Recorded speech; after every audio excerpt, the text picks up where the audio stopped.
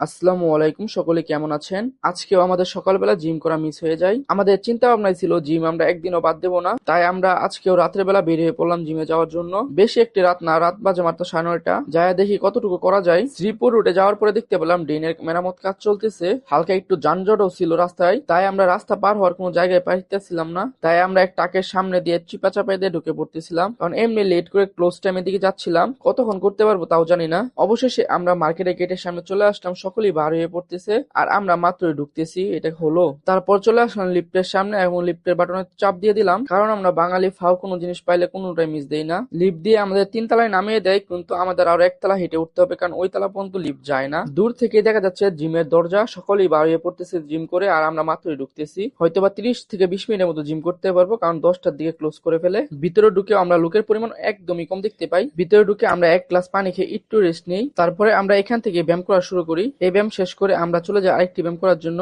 ওইখানে যে আমরা ছোটখাটো একটি ভিডিও করে নেই। আমাদের 2 নাম্বার ব্যায়াম ছিল হচ্ছে এটাও আমরা একজন একজন করে 2 জন 2 সেট করে মারি। 3 নাম্বারে আমরা এই ব্যায়ামটা করা শুরু করি, তারপরে আমরা কিছুক্ষণ এই ব্যায়াম করি, তারপরে আমরা অল্প কিছুক্ষণ দৌড়াই। কিন্তু রাতে আমাদের যেহেতু মাহফিলে যাওয়ার কথা ছিল, তাই আমাদের ফোন চলে আসে নিচে নাকি অনেকেই দাঁড়িয়ে ওয়েট করতেছে, তাই আমরা মাহফিলে যাওয়ার জন্য বেরিয়ে পড়ি বাইরে। ভিডিওটা কেমন লাগছে অবশ্যই জানাবেন। আজকের মতো আল্লাহ হাফেজ, আবার দেখা হচ্ছে নতুন কোনো ভিডিওতে।